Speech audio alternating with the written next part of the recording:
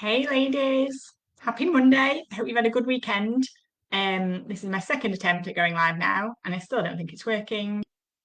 I think I'm live, ladies.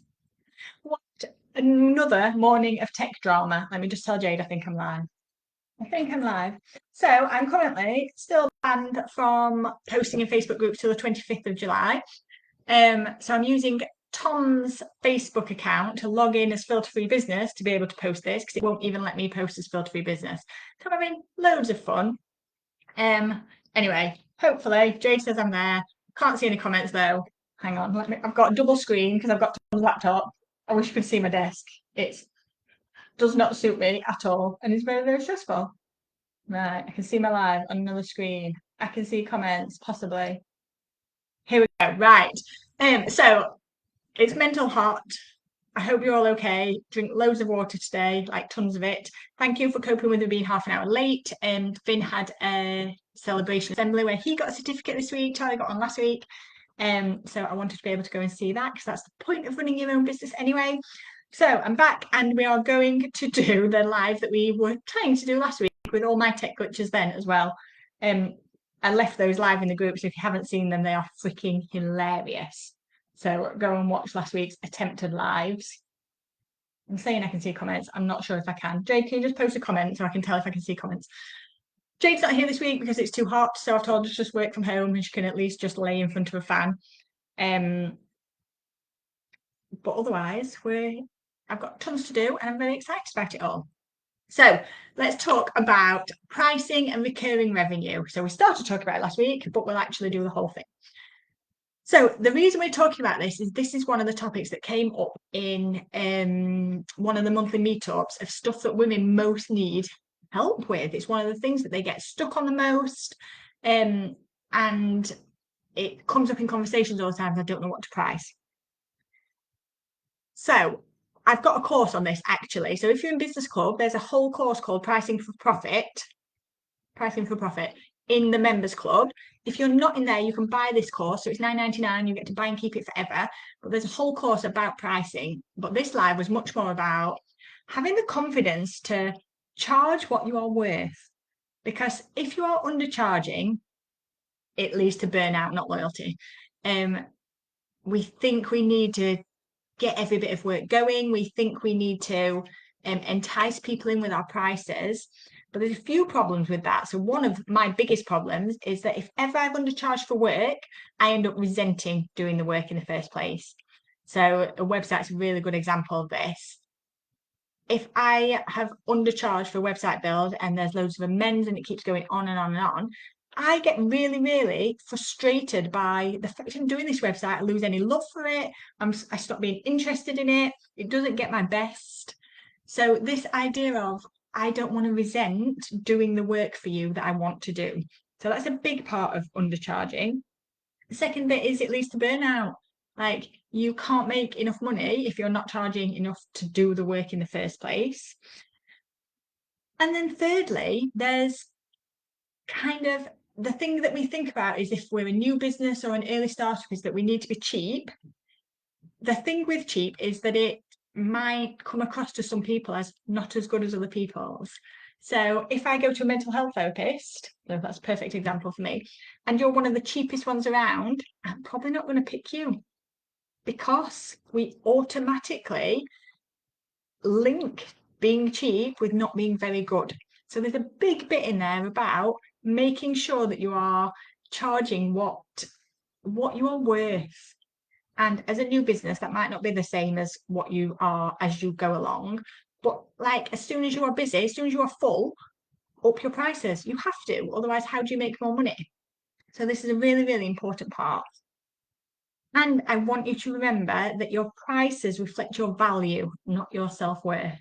So this idea of you getting in your own head thinking, I can only charge X amount. Who am I to charge more than that? Like that's all self-worth stuff. That's all confidence stuff. That is not the same as the value that you are giving the purchaser, the buyer, the person who wants to use your product or service. And that it's really, really your prices reflect your value, not your worth. Such a good line, really important thing to remember. So when you are pricing, and this is all covered in the course Consider your time, how long it actually takes you, your expertise, how long it took you to get to where you are to become an expert in your field, your expenses, how much it actually costs you to deliver that, and then the lifestyle that you want. You can't live like the upper level lifestyle stuff if you're still charging the rock bottom prices. It just can't work, because there will always be someone that can undercut you. I'm just gonna look over on Facebook a minute and just see if I can get to the live properly, because the way I was on it wasn't showing me anything, including Jay's comment. So I just want to check I'm still where I'm supposed to be. So, like, the big question to ask yourself around this sort of stuff. Yeah, I've got 4 comments. I couldn't see any of them. Faye, nice to see you. Thanks, Jade. Hi, Karen. I can see Jade again now. We're good.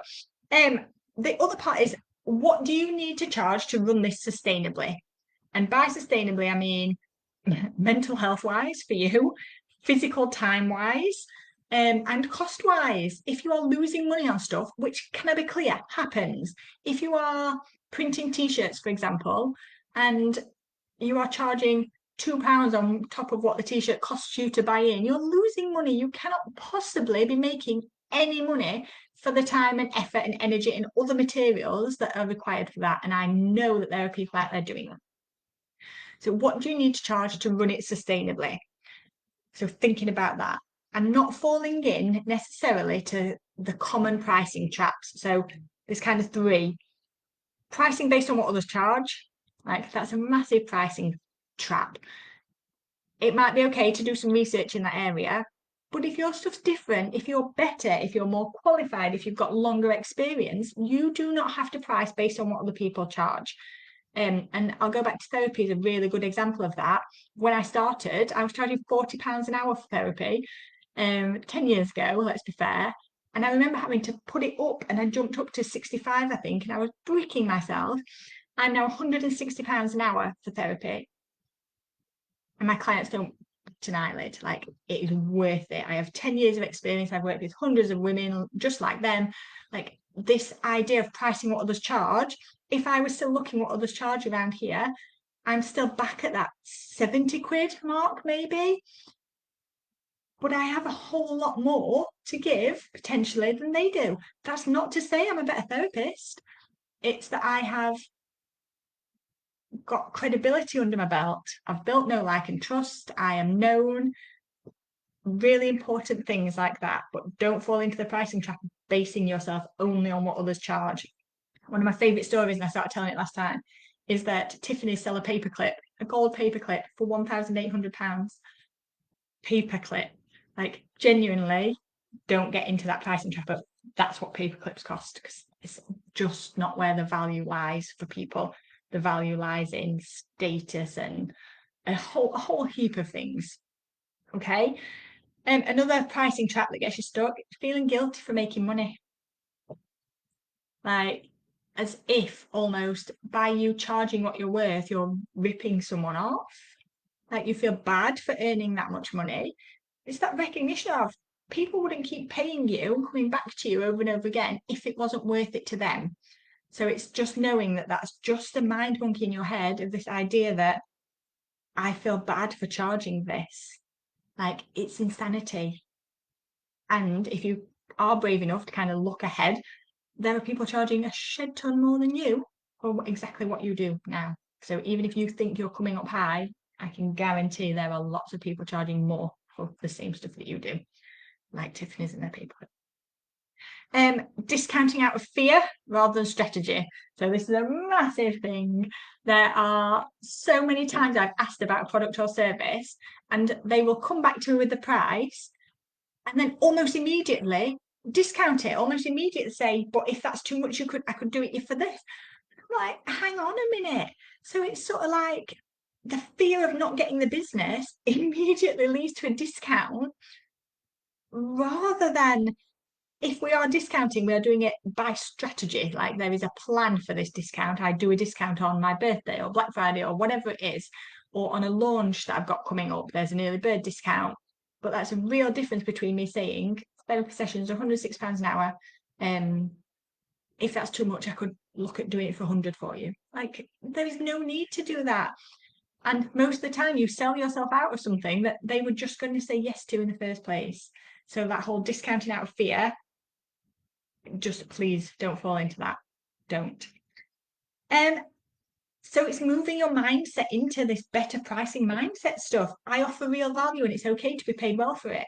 I do offer real value. I can help people change their lives and move out of places they've been stuck in business and mental health wise.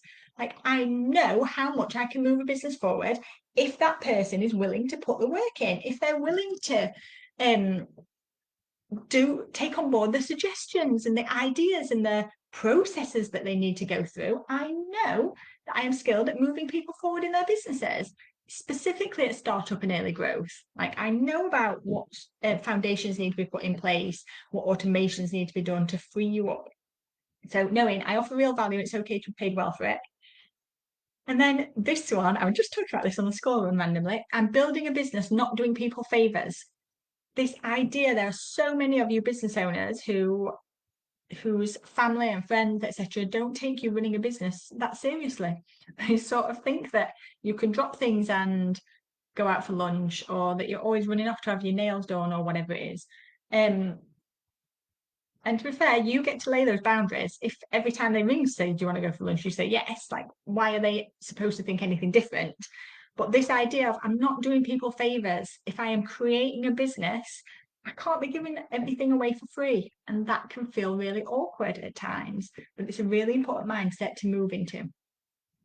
I can't see if anything's changed on here because it doesn't look like I'm even watching it properly. So I don't know. No, we're good. So moving on from just pricing to like recurring revenue stuff. This is your business's best friend, recurring revenue. And it's a tricky little concept at times. But the idea is that recurring revenue, stuff that comes in regularly. So this is not the same as passive income. And lots of people get these two, assume that they're the same thing. Recurring revenue is stuff that comes in regularly. So not just one-off sales. So there are tons of different ways that you could create some sort of recurring revenue for yourself. The first one we often think about is memberships. Now, I've got a few of you wanting to start memberships. They are the hardest thing in the world. I swear they're sold to you as they should be easy and a light touch, and lots of people will want to join and stay and be engaged. I put more work into my memberships than into anything else, and they earn me the least money by far in my business. And I mean by far. Memberships are hard work. If you get it right, absolutely they can be a great source of income, but they take up so much energy compared with something like selling a course, for example. So memberships are an example of recurring revenue, but there are loads of other things that you can do. So you could offer some sort of retainer service where they pay you a set amount every month to get a fixed amount of time or something a month from you. So if you're a VA, it might be that you don't charge for per hour, it's that they pay a retainer, they pay a fixed fee every month to have X amount of your time. But it's a contract almost, 6 months, 12 months, whatever it is that you need to do. God, I hate my hair, I wish it would grow faster. Something, you could offer a payment plan.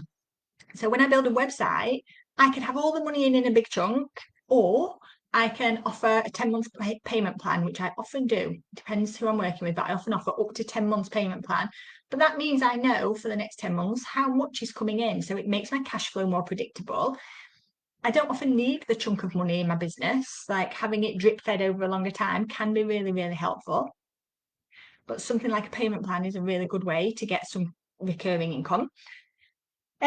Subscription products or boxes, that's something that some people can do really, really successfully. So you pay a set amount a month and you get something delivered to your door. Sounds like a lot of hard work to me. I've seen them work really successfully. Places like Glossy Box, and there's crystal boxes. You can buy a subscription box for art or cooking, like HelloFresh or Gusto. Things like that can offer great recurring income if you can land it right, if you can get the people who want to keep buying it. So something like a crystal subscription box sounds like a great idea at the time. After you've had 4 of them, how many freaking crystals can you want? It's this idea, and the answer for some of you might be loads more than that. But the idea is at some point they're going to stop subscribing. How can you make a subscription box that people want to keep subscribing to? But that's an idea for recurring revenue. And then something like maintenance or support plans. So something I can do, and I offer to corporates generally, if we're building their website, is a monthly support plan. They get X amount of tech time for us. We do the security updates. We do, I don't know, their backups, stuff like that. But it's like a maintenance plan, so they stay on it. I also have clients that you can switch this over into services where you've almost got a mental health maintenance plan where they pay a set monthly fee that's lower than a session cost, and then they come once every 3 months, for example. So it's almost like, but they can pay for it continually and then just come once a quarter. There is a ton of different ways, if you can think a bit around this, that you could make some kind of recurring revenue in your business. Reasons to love it is it's more predictable, so there's less stress. If I know I've got 5 websites currently paying me, crossing over on 10-month payment plans, I know how much I'm getting from those websites every month. I know how much is going to come in for my membership every month. Ish. Obviously, people leave, people join. That's how it works. And if you can get towards recurring revenue, you spend less time chasing clients and you get to spend more time doing what you love, which is the point of all of this. The whole reason I've never scrapped my membership yet is because I love it so much. I love working with you all, and it leads to other stuff like websites and coaching sessions, etc., etc. But the membership itself don't make me scrap of money, really. Not for the amount of work I put in. So yeah, but I get to do the things I love, and I love Mondays. Monday's my favorite day because that's when I get to do all of my filter-free business stuff with you.